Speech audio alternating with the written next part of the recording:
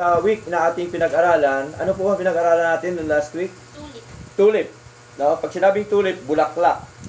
No? Bulaklak, huwag natin kalimutan, no? Hello. Doon po pumapasok ang total depravity of man. No? Napag-aralan po natin, ang tao talaga ay patay, walang kakayanan. No? Kaya hindi pwede sabihin ng tao na siya ay nananampalataya para maligtas. Wala po, patay. Paano ka maligtas? Patay ka nga. Spiritual. Pangalawa, yung tinatawag po na unconditional election, na ang paghirang ng Diyos sa atin, walang kondisyon. Hindi dahil matalino ka, kaya ka pinili ng Diyos. Hindi dahil sumampalataya ka, kaya pinili ng Diyos. Kasi ang pagpili ng Diyos before the foundation of the world, wala ka pa dito. Wala pa po ang mundo. Pinili na po tayo ng Panginoon. Alam po ni Lord yung kanyang pinili. Tama? Kasi po ang Diyos ay pinaka makapangyarihan sa lahat. Nagagawa po ni Lord ang lahat ng mga bagay na nais po niya. Next, yung tinatawag po na limited atonement. No? Limited atonement, yung tinubos ni Kristo, hindi lahat ng mga tao sa buong mundo. Kasi kung lahat ng mga tao sa buong mundo, wala na mapunta sa impyerno. Tama? So, pag sinabing limited atonement, yun lamang po ang particular redemption, yung mga tinubos ng ating Panginoong Yesu Kristo. Yan lamang pong pinili ng Ama na binigay kay Kristo para tubusin. That is limited atonement. Okay? Next, yung tinatawag po na irresistible grace of God. Pag sinabing irresistible grace of God, yung hindi mapigilang kapangyarihan ng Espiritu ng Diyos na tayo binorn again. Tama? Ang Espiritu po ang nag-born again, hindi yung gospel. Hindi ang pagdidikta ng tao. Hindi yung bautismo, hindi yung decision o ginagawa ng tao, hindi o. Kundi ito po ay pagkilos ng Espiritu ng Diyos. And then, ang panlima, yung P, yung tinatawag po na preservation of the saints. Yung kaligtasan natin nakapreserve na po. No? Hindi ho ito nawawala. Tama? Eternally secured na po tayo yung ating kaligtasan at buhay na walang hanggan. Okay? So, malinaw po yon. Kaya nung nakaraan ay pinangako ko po na pag-aralan natin yung 5 kinds of death in the Bible. Diba? 5 kinds of death in the Bible. Kasi karamihan ang alam na nila, 2, 3. Pero dito sa Biblia ay 5 po na klaseng kamatayan na dapat po natin makita. No? So dito tayo mag-start sa Romans chapter 6 verse 23. Okay? Romans chapter 6 verse 23. Babasahin po si Marilyn po ang Romans chapter 6 verse 23. Opo. Sapagkat ang kabayaran ng kasalanan ay kamatayan. Datapwat ang kaloob na walang bayad ng Diyos ay buhay na walang hanggan kay Kristo Jesus na Panginoon natin. Amen. Malinaw po, no? Sapagkat ang kabayaran ng kasalanan ay kamatayan. Ito po yung tinutukoy dito, yung kamatayang espiritual, no? Sapagkat kasunod yung tinatawag po na eternal life. Okay, eternal life. Okay? So, we are generally distinguished between different kinds of death in Scripture. Not every occurrence of the word death refers to eternal condemnation. The context, makita ho natin na ito po ay tinatawag po na kamatayang espiritual. So, merong 5 klaseng kamatayan na dapat po natin makita. Okay? So, ano po ba yon ang 3 klaseng kamatayan ng isang tao sa harapan po ng ating Panginoon? Okay? Now, number 1, yung tinatawag po na spiritual death. Yung kamatayang espiritual. Okay? Pag sinabing kamatayang espiritual, ito po yung tinatawag na total depravity of man. Yung patay tayo, spiritual. No? Sa buhay po natin. Kasi, yung namana nating kasalanan kay Adan at kay Eva, kaya tayo patay. No? Kaya sabi ho dito, basahin ho natin sa Genesis chapter 3. Okay? Sorry po. Genesis chapter 2, verse 16 up to verse 17. Okay? Babasahin po ni Brother Eric po. Genesis chapter 2, verse 16 Yan, gamay niya yan. Alam niya yan kung saan ano yan. Chapter 2, verse 16 up to verse 17. Punit-punit na po yata, Brad. Wala na, ayan na lang. Ito. Oh. Yan na lang po. 2 verse 16 to 17 according to Genesis chapter 2 verse 2 to 16 to 17. to 17. And the Lord God commanded the man, saying, of every tree of the garden thou mayest freely eat. At But, verse 17. 17. But of the tree of the knowledge of good and evil thou shalt not eat of it. For in the day that thou eatest thereof, thou shalt surely die. Amen. So, sabi ho dito, ay kita ho natin na may inutos po ang Panginoon. Kanino niya inutos?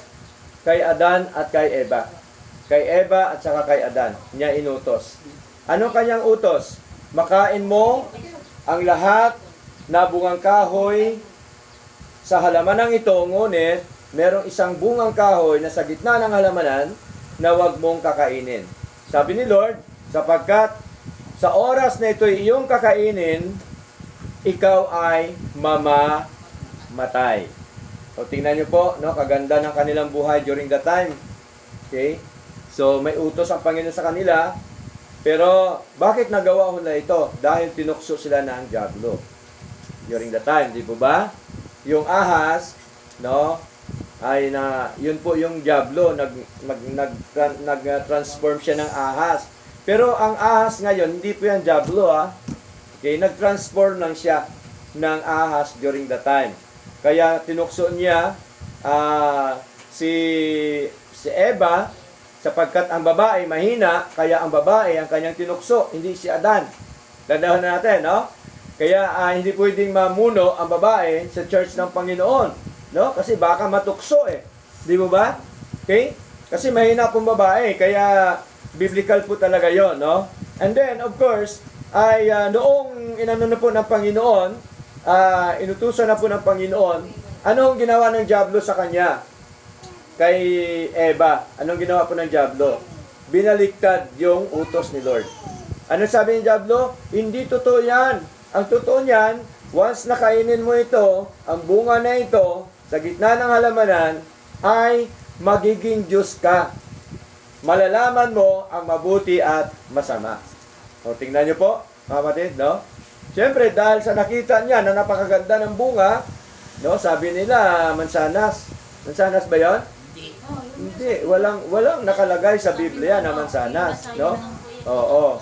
Sabi lang ng Katoliko yon, mansanas, pero biblically, wala hong binabanggit kung anong bunga ng isang puno. Fruit lang ng sinasabi ng Panginoon. Fruit of tree, no? Bungang kahoy. Bunga ng bungang kahoy. Okay? So dito po, malinaw na tinwist po ito ng diablo, no? Para bagang tayo din na naglilingkod. Hindi totoo yan. Diyan kay Pastor Ben na yan. Hindi totoo yan dyan.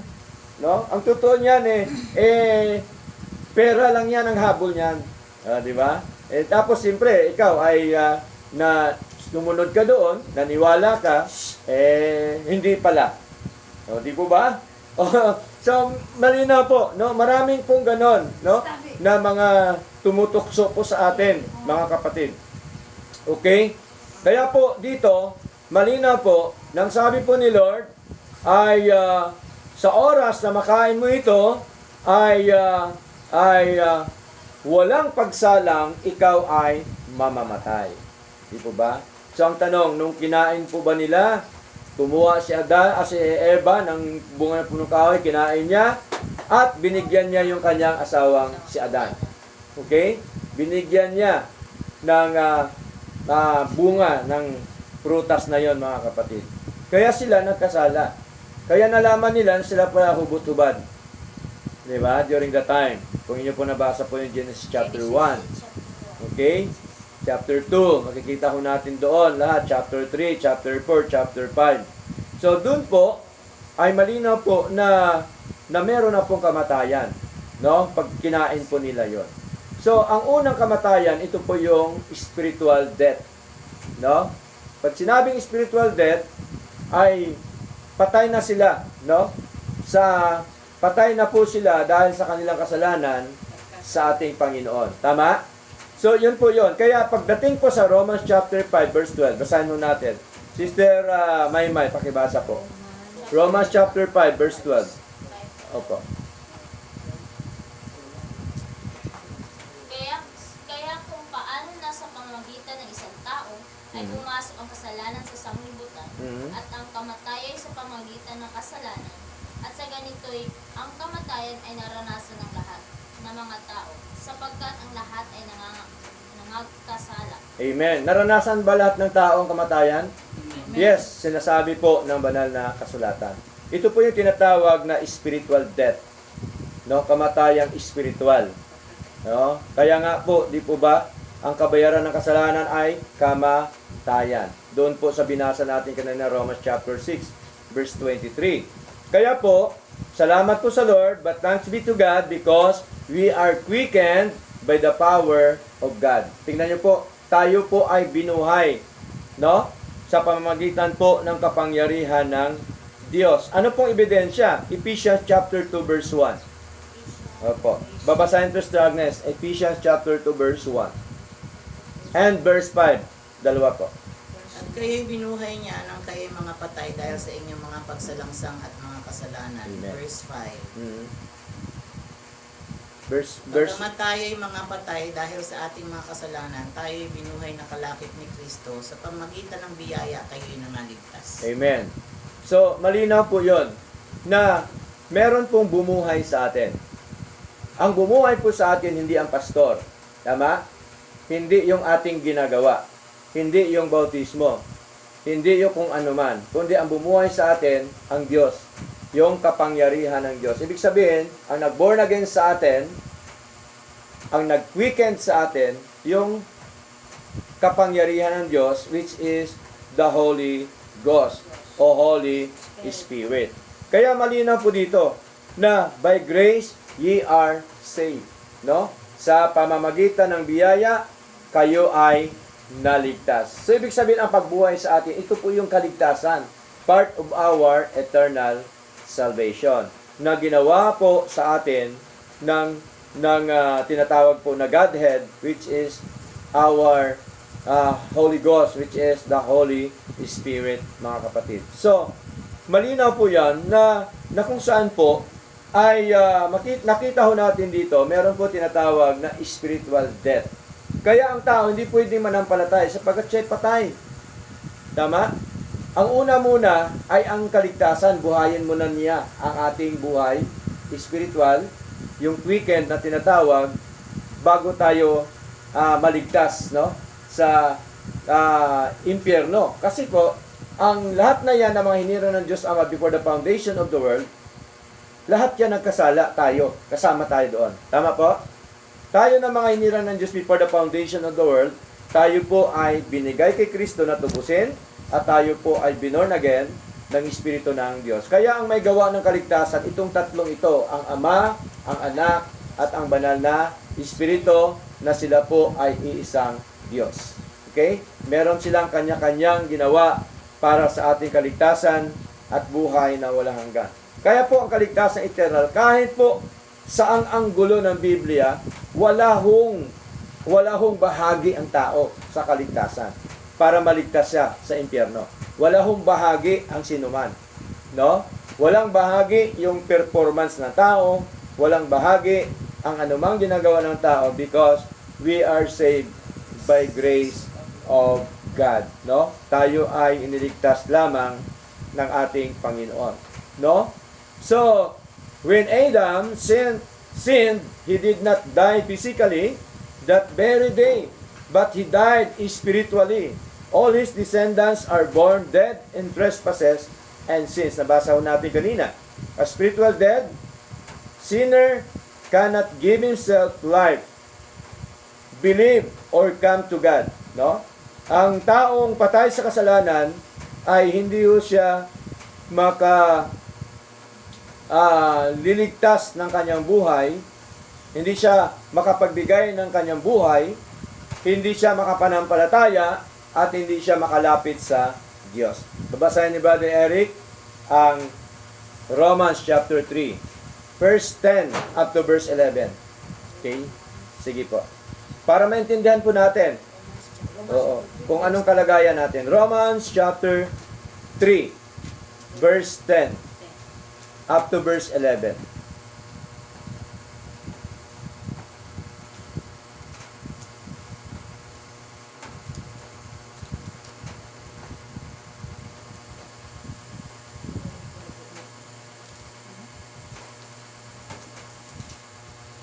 Romans chapter 3, verse 10 up to verse 11.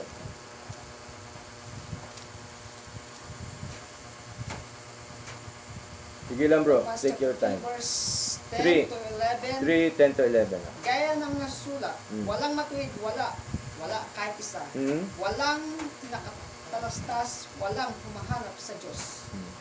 May humahanap ba sa Diyos? Wala. Wala. Tapos sasabihin, manampalataya ako para maligtas. Walang humahanap sa Diyos eh. Walang matuwid ni kahit isa. Di po ba? Sabi ni Isaias, ang buhay natin, dati, katulad ng isang filthy rags. Maruming basahan tayo sa harapan ng Diyos. So, wala hong makapagliligtas ng kanyang sarili. Sapagkat walang matuwid, wala ni kahit isa, walang humahanap sa Diyos. Kaya naman tayo ngayon humahanap sa Diyos dahil tayo ay binuhay na. Tama? Tayo ay binorn again na ng kapangyarihan ng Diyos. Kaya nga po kayo, si sister naghanap ng katotohanan, si sister naghanap ng katotohanan, si sister Gretchen naghanap din ng katotohanan. Kasi kung hindi siya naghanap ng katotohanan, hindi siya dadalo dito. Tama? Okay? So, naghanap din siya ng katotohanan kasi gusto rin niyang malaman ang katotohanan ng mga salita ng ating Panginoon. Si Brother Eric, ganun din. Naghanap rin siya ng katotohanan. Di ba ba? Lahat tayo naghanap ng katotohanan ng mga salita po ng ating Panginoon. Kaya po, malinaw po na tayo ay walang matuwid sa atin, wala ni kahit isa, at walang humahanap sa Diyos. No? Apart from the quickening work of the Holy Spirit. Maliban lamang kung tayo po ay binuhay ng Espiritu ng Diyos at saka tayo nagkaroon ng willingness to hear, willingness to attend the Bible study, willingness to hear the Word of God, willingness to pray, to read the Word of God. Kasi wala po talaga. Dati blanco tayo niyan. Tama? Naaalala nyo ba nung wala pa tayo sa Lord?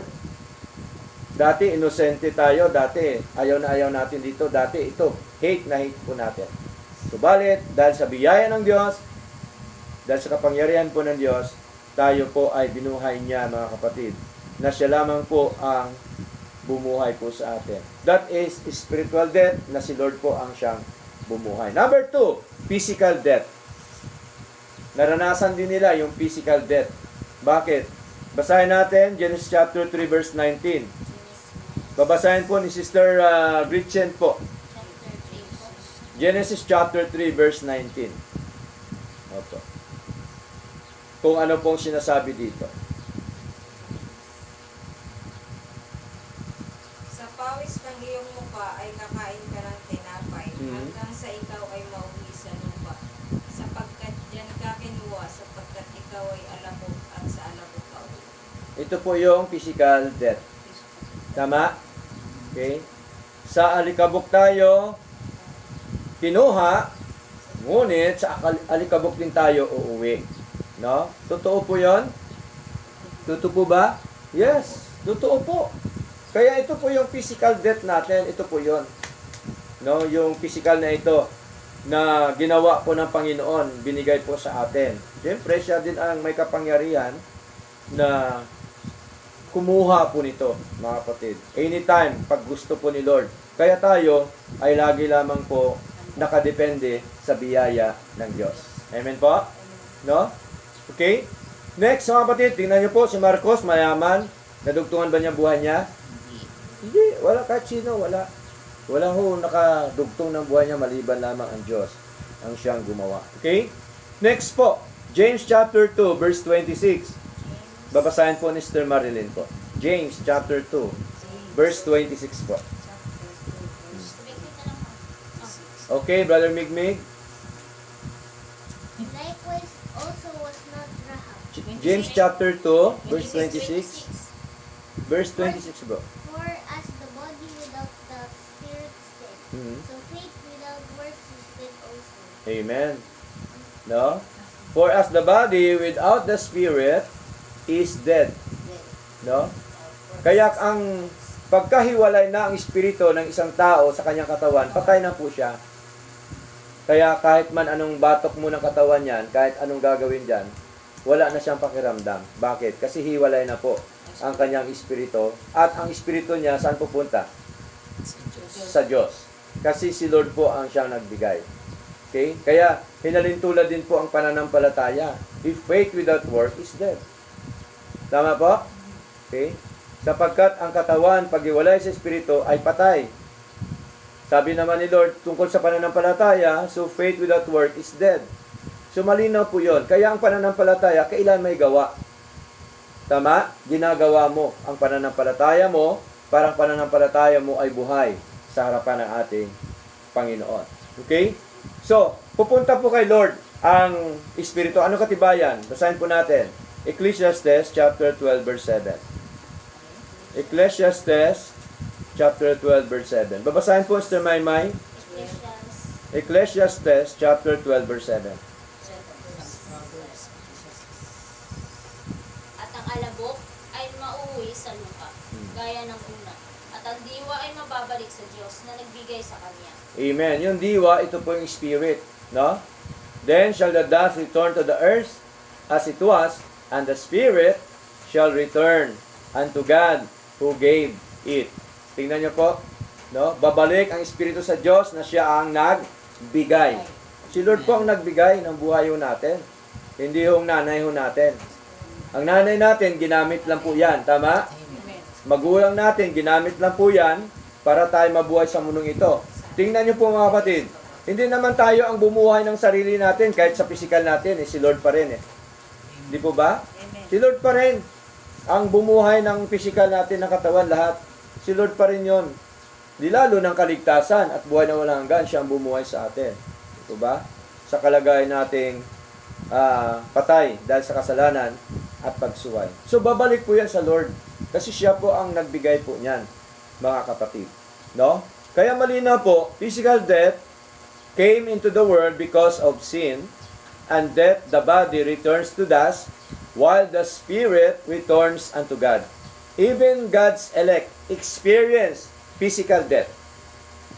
Kahit tayo na mga pinili, na mga hinirang ng Diyos, makaranas din tayo ng physical death. Tama? May mga nauna sa atin na mga mananampalataya, mga apostol, propeta, mga hinira, mga pinili po yan ng Diyos na nauna na po sa atin. No?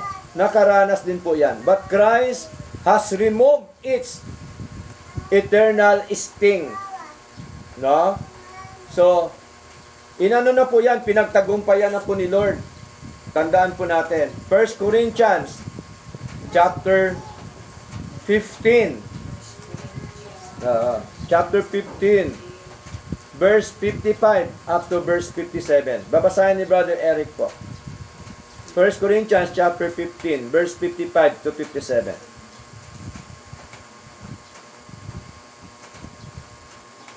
1 Corinthians chapter 15, verse 55 to 57. O death, where is thy sting? O grave, where is thy victory? 56. The sting of death is sin, and the strength of sin is the law. But thanks be to God which giveth us the victory through our Lord Jesus Christ. Amen. Meron na tayong katagumpayan sa Lord. Victory, panalo na po tayo. Tama? Dahil po sa ating Panginoon. Okay? Kaya po, wala na po, hindi na po mananaig ang kamatayan na bagamat po ang physical na buhay natin ay maranasan natin kamatayan, subalit dun sa Lord, wala na po tayong kamatayan. Amen po? Sapagkat tayo po ay kasama na po ng ating Panginoon sa pagitan ng kanyang paghirang before the foundation of the world, sa pagitan po ng pagtubos ng ating Paiso Kristo, at sa pangitan po ng pag-born again sa atin ng Espiritu ng Diyos.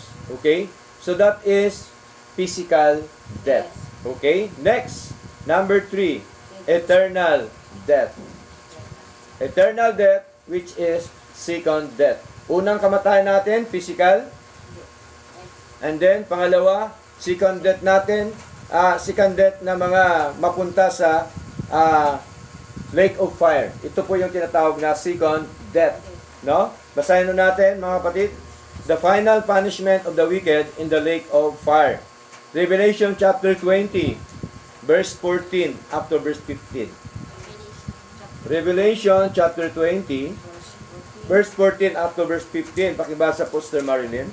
At ang kamatayan at ang Hades ay binulig sa dagat-dagatang apoy. Ito ang ikalawang kamatayan. Sa mga tuwid ay ang dagat-dagatang apoy. At kung ang sinuman ay hindi nasumpungang nakasulat sa aklat ng buhay, ay binulig sa dagat-dagatang apoy. Amen. Malinaw po, no? Merong dagat-dagatang apoy. Ito po yung lake of fire, no? O hell na tinatawag, no? And death and hell were cast into the lake of fire. This is the second death o eternal death. No, malinaw po 'yon. And whosoever was not found written in the book of life was cast into the lake of fire. Tingnan niyo po. Ito po 'yon ang tinutukoy po ng Panginoon na yung written in the book of life. Ito po yung mga hindi nakasulat, ibig sabihin hindi ho kasama doon sa pagtubos, no, ng ating Panginoong Hesus Kristo. Kasi meron na po talagang tinatawag na doon po sa sinasabi ng 2 Corinthians chapter 13 verse 5, meron po talagang doon na binabanggit ang ating Panginoon. Basahin ho natin, basahin Sister Agnes, ang 2 Corinthians chapter 13 verse 5. Sige po, Siya sa Sister. atin ninyo ang inyong sarili kung kayo'y nangasa pananampalataya. Subukin ninyo ang inyong sarili. Hindi ba ganinyo nalalaman na ganang inyong sarili na si Jesucristo ay nasa inyo? Maliban na nga kung kayo'y itinakwil na. May mga reprobates, no? Mga reprobates tinatawag ng dito sa banal na kasulatan, mga kapatid. Okay? So, mga itinakwil ng ating Panginoon. Yung eternal reprobates po na sinasabi po ni Lord. Okay? So, malinaw po yun. Now, Revelation chapter 21 verse 8. Basahin po natin. Okay? Babasahin po ni Brother Migmig. Revelation chapter 21 verse 8. But the fearful and unbelieving and the Abominable. and murderers and whoremongers and sorcerers and idolaters and all liars, such shall have their part in the lake which burneth with fire and brimstone, which is the second death. Amen. So malinaw po, no? No, kasama pa dito yung mga mangkukulam. Mga sorcerers. Di po ba? Mga idolaters. No, yung mga taong ang kanilang Diyos ay Diyos-Diyosan, mga idolatry. No? No, mga taong wala ng panahon doon sa katotohanan, ang gusto lang nila ang siyang masunod. Okay? So, malinaw po yon. Sino pa? Yung mga murderers. No? Mga mamatay tao. Okay? Okay, malinaw po yan, mga kapatid. So, meron pong tinatawag na second death o eternal death. Pangatlo po yan. Una, ano po yon? Spiritual death. Pangalawa, physical death. Pangatlo, second death or eternal death. This is called the second death. It is eternal separation under God's righteous judgment. Christ completely saved His people from eternal death by His finished work on the cross. Huwag tayong mabahala sapagkat tayo po ay tinubos na. Di na tayo pupunta roon. Amen po? Tayo niligtas na po ng ating Panginoon. Meron na tayong eternal salvation.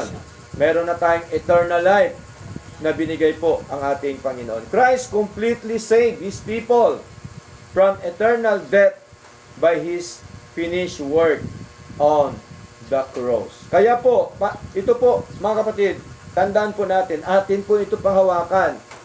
No? Ano pong ating panghawakan, sinasabi po ni Lord? John chapter 10, verse 28. John chapter 10. Verse 28 po. Babasahin ni Mr. Gretchen po. Okay. 28 po. Opo.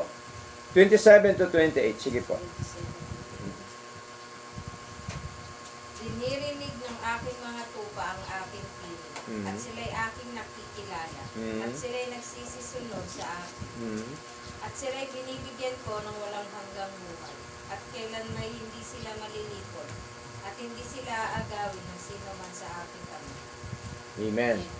So, hindi tayo gawin, hindi tayo malilipol, hindi tayo mapahamak. Hindi mawala ang ating kaligtasan. Kasi binigyan na ni Lord eh.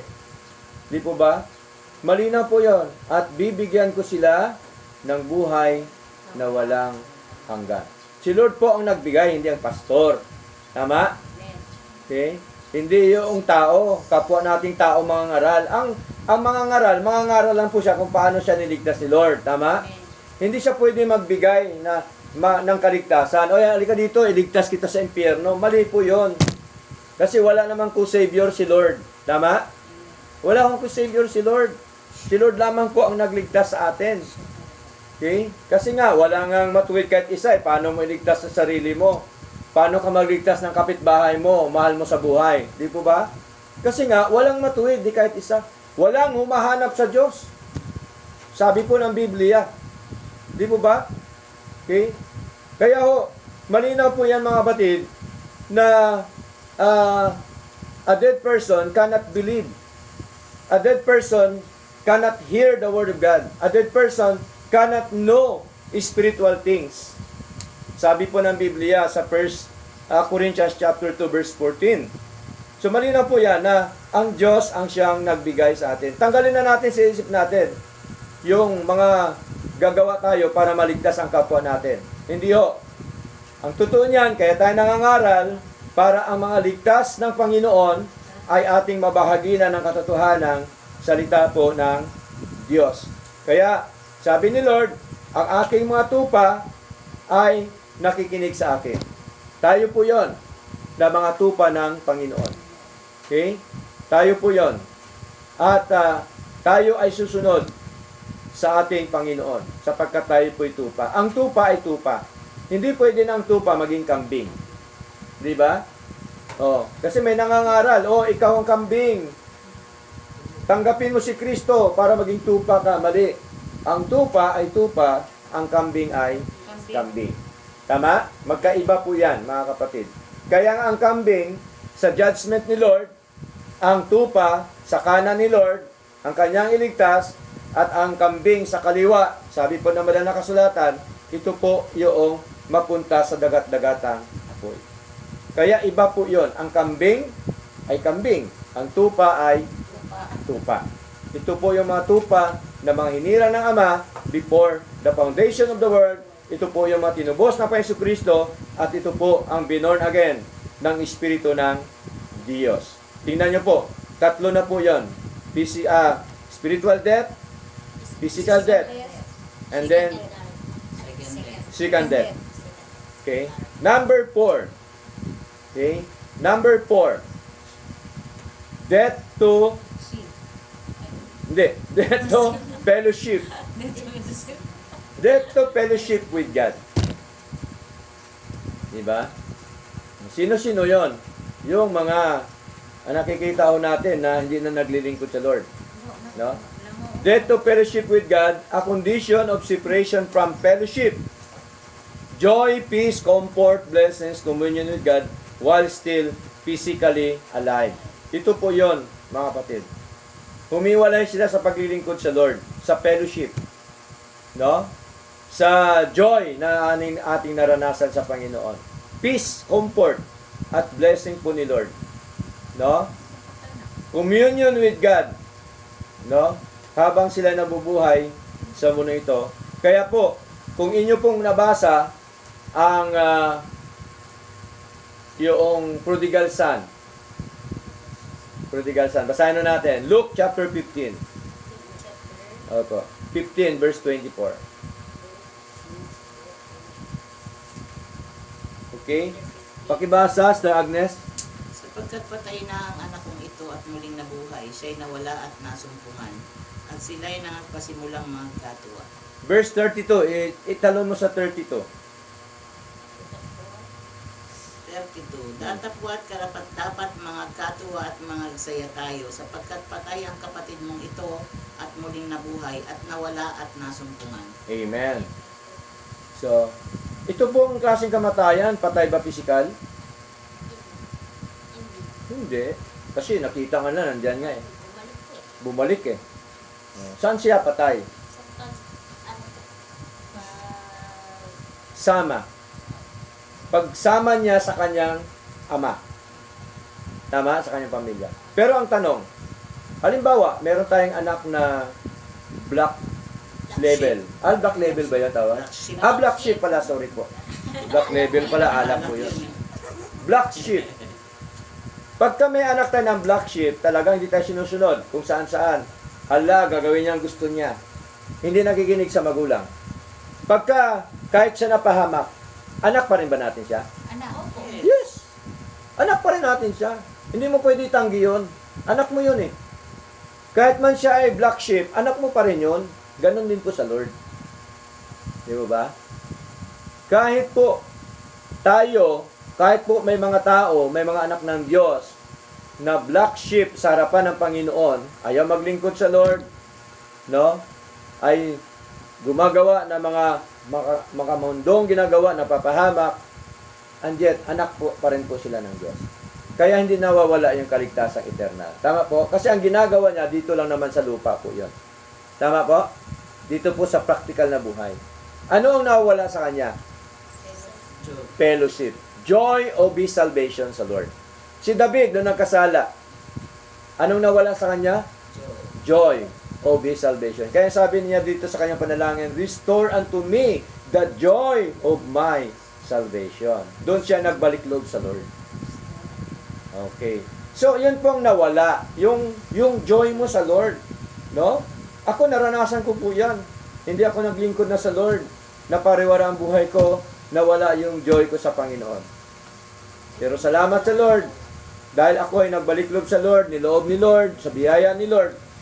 At ito ngayon, nagkaroon ng tinatawag muli na joy of my salvation. So, malinaw po yan mga kapatid. Na ito po ang prodigal son na ito, no, ay binigyan na siya ng kanyang magulang dahil gusto niya talaga na umalis, no? Pinabayaan siya, hindi alis siya. Napariwara ang buhay niya. Diba? Ang parte niya na binigay ng kanyang ama, inubos niya sa kanyang mga barkada. Diba? No? Sky's the limit daw. Pero nung naubos na, wala na. Tingin-tingin lang sa baboy na kumakain. Diba? Hanggang sa siya po ay naging kasama siya ng kanyang kaibigan, naging katulong na papakain ng baboy.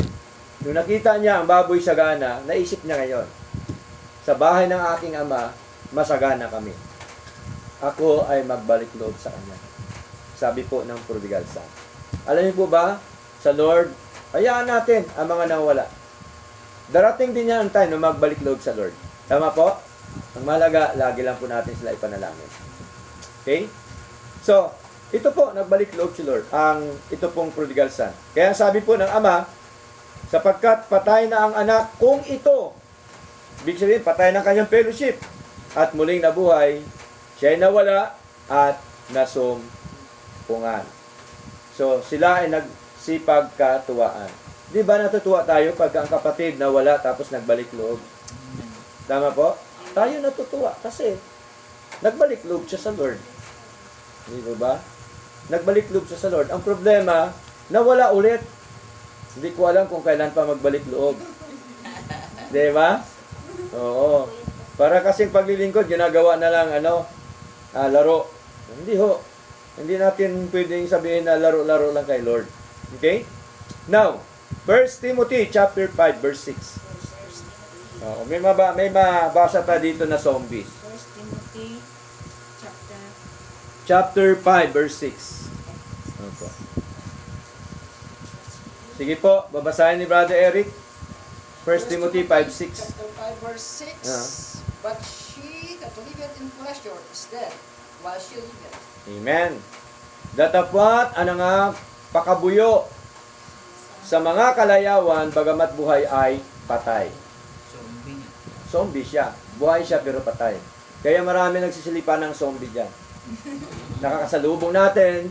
Di ba ganun ang zombie? Patay siya pero buhay naglalakad. Di ba? Oh. Habang siya nabubuhay pero siya ay patay. Tingnan niyo po, sabi ng Biblia, datapwat ang nangapakabuyo sa mga kalayawan, bagamat buhay ay patay sa harapan ng ating Panginoon. Patay ang kanyang fellowship sa Lord. Patay ang kanyang buhay sa paglilingkod sa ating Panginoon. Bakit? Kasi nandoon siya sa kalayawan. Tama? Amen. Nandoon siya sa mundo.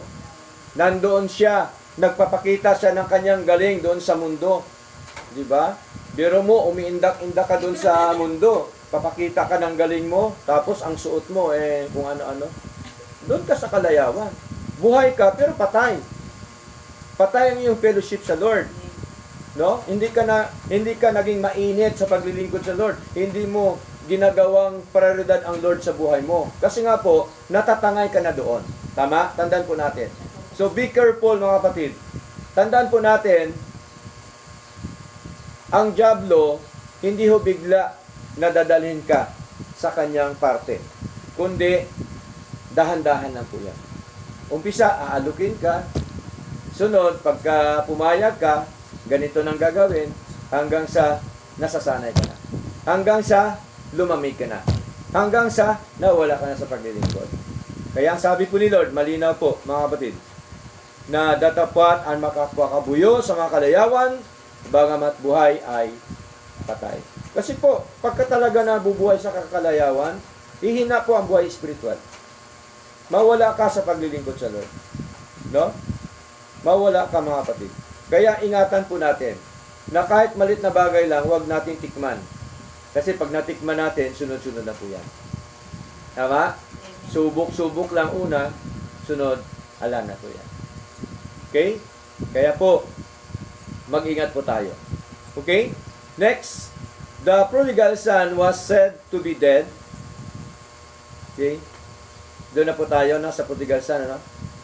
While away from his father's house, yet he was still his son. Yo, binanggit natin kanina. This death refers to a loss of fellowship and enjoyment, not a loss of eternal sonship. Okay. Nawala lang yung kanyang kagalakan, ang kanyang joy sa Lord, ang kanyang ang mga blessing ni Lord, mga spiritual blessing, nawala na, pero hindi yung nawala ang kanyang eternal sonship. Okay, God's children may become spiritually cold, backslidden, no? Ganon din po yon, no? Nababackslide, no? Lumalamig ang kanyang buhay spiritual kasi po gumagawa siya ng mga kalayawan sa mundo, no? Yan pong dahilan. And unfruitful, but they do not cease to be God's children. Hindi yun nawala ang kanyang pagiging anak ng Diyos. Okay. Anak pa rin po siya ng Diyos, mga kapatid. Okay. So, ang tanong dyan, pwede pala pastor gumawa kasi ligtas ka na, okay lang. Inutos ba ni Lord na gumawa tayo ng kasamaan, ng kamunduhan, dahil ligtas na tayo? Hindi naman eh. Hindi naman lisensya yon para gumawa ka ng kasamaan. Tama? Okay? Okay? Wala akong inutos si Lord. Kundi ang inutos ni Lord, puro kabutihan para sa atin. Para ang buhay po natin dito sa mundo, huwag mapariwara. Tama? Mapupuno tayo ng blessing ni Lord. Spiritually, physically, financially, materially. No? Yun pong blessing po na ibigay po sa atin ng Panginoon. Kaya po, number 5, ito yung tinatawag na death unto sin o death to sin. No? Patay na tayo sa kasalanan, kaya dapat tayo maglingkod sa Lord. Tama? Patay na tayo sa kasalanan, dapat tayo sa Panginoon. Sa panig dapat tayo ng Panginoon. Romans chapter 6. verse 1 up to verse 2. Babasahin ni Brother Migmig. Sige po. Romans chapter 6. Verse 1 up to verse 2.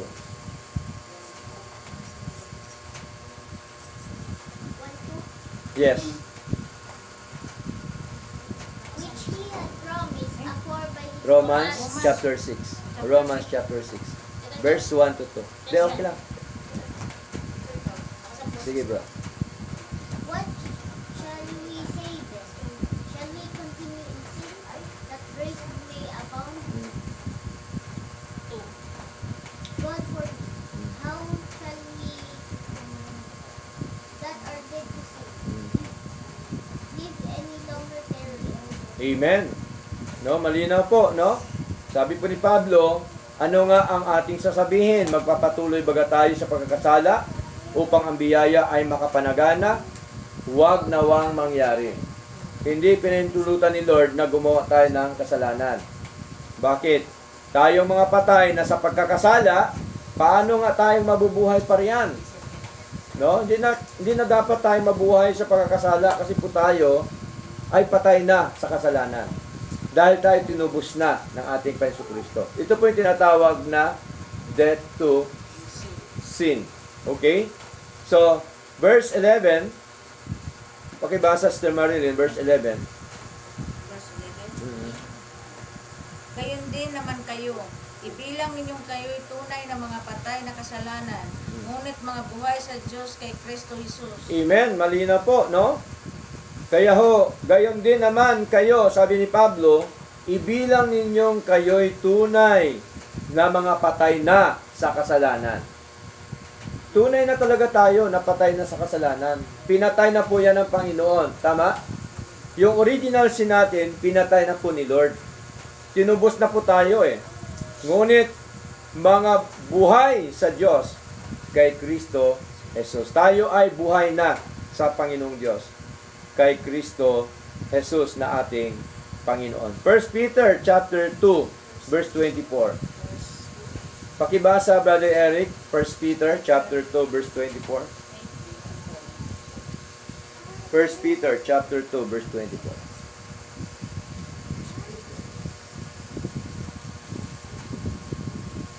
First Peter chapter 2 verse 24, who his own self bare our sins in his own body on a tree, that we, being dead to sins, should live unto righteousness, by whose stripes we were healed. Amen. Malinaw po yon. Na siya rin ang nagdala ng ating mga kasalanan sa kanyang katawan sa ibabaw ng kahoy. Sinong siya? Ang ating Panginoon Kristo. Dinala niya sa krus ng Kalbaryo. Ibig sabihin, ang pinagpakuan kahoy, hindi ho plastic. Kahoy ang nakabanggit. Hindi bakal. Hindi yung dala-dala ng mga pastor na cross dito. No? Hindi dala-dala ni Congressman Abante na cross dito. Hindi yon. Okay? Kahoy po. Sa kahoy upang pagkamatay natin sa mga kasalanan, patay na tayo sa kasalanan, ay mga buhay tayo sa katwiran na dahil sa kanya mga sugat ay nagsigaling kayo. Tingnan niyo po. No? Naisugat man po ang ating puso, nasugatan man ang ating buhay, espiritual, ngunit tayo pinagaling ng ating Panginoon. This is not eternal salvation by human effort, rather because of Christ's death and resurrection, God's children are called to live in obedience and reckon themselves dead to sin. Good works do not obtain eternal life, but they are the fruits of the life already given by God. Malinaw po yon na ang ating pananampalataya ay bunga po yan ng kaligtasan po na binigay ng Diyos sa atin. Kaligtasan na ginawa po ng ating Panginoon. So ano po yung 5 na yon, mga kapatid? Spiritual death, Spiritual death, physical death, physical death, eternal death, eternal death, second death, death Death to sin. Death to fellowship, Death to sin. death to sin. 5 po yan. May exam tayo sa sunod. No, kailangan kabisaduhin po natin. Para malaman natin kung sino talaga ang nakikinig. No? 5 po yan. Ha? Oo. May 3 na ako. Oh, sa next week, yun ang ating So Wednesday po. sa Wednesday, yung ating i-memorize. Yung 5 kinds of death. Ha? Okay. Okay. 5 kinds of death. Okay. So, dito po malinaw mga kapatid sa ating conclusion na po, no?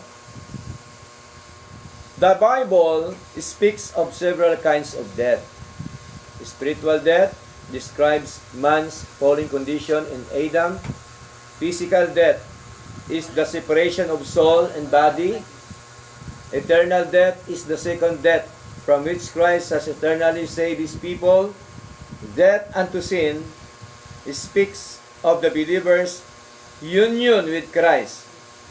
Fellowship or death to fellowship refers to a loss of communication and enjoyment while still being a child of God. Therefore, whenever we read the word death in Scripture, we must examine the context to determine which kind of death is being described. Kailangan nasa konteksto tayo. Tama? Hindi porke death ang nabasa natin, husgahan na natin agad, ay, patay sa physical, patay sa spiritual. Diba? Kaya ho, depende doon sa context na sinasabi po ng banal na kasulatan. Kaya yun po ang pag-aaral ng tama. No? Hindi ho, pag sinabi na kaligtasan, sa impyerno na agad. Kaligtasan na kagad sa Lord. Hindi ho, merong tinatawag na temporal salvation. Yung kaligtasan dito sa mundo na ating ginagalawan. Iba din po yung kaligtasang eternal na ginawa ng Diyos. Ang kaligtasan natin temporal, kasama din po yung Diyos siyempre at tayo. Kaya nga tayo binigyan ni Lord ng buhay para gawin natin yung nais ni Lord. Tama? Para tayo maligtas dito sa mundo na ating ginagalawan. Kaya ang kaligtasan, dalawa. Eternal salvation at saka temporal salvation. Para hindi tayo malito sa sinasabi ng Biblia tungkol sa saved, salvation na sinasabi po ng ating Panginoon. Okay? So malinaw po yun. Parang 5 kinds of death lang din po yun. Na dapat makita ho natin yung context na sinasabi po ng ating Panginoon. Purin po yung ating Diyos at nawa ay nakita ho natin ang 5 klaseng kamatayan na dapat po nating panghawakan sa atin pong paglilingkod na ito. Question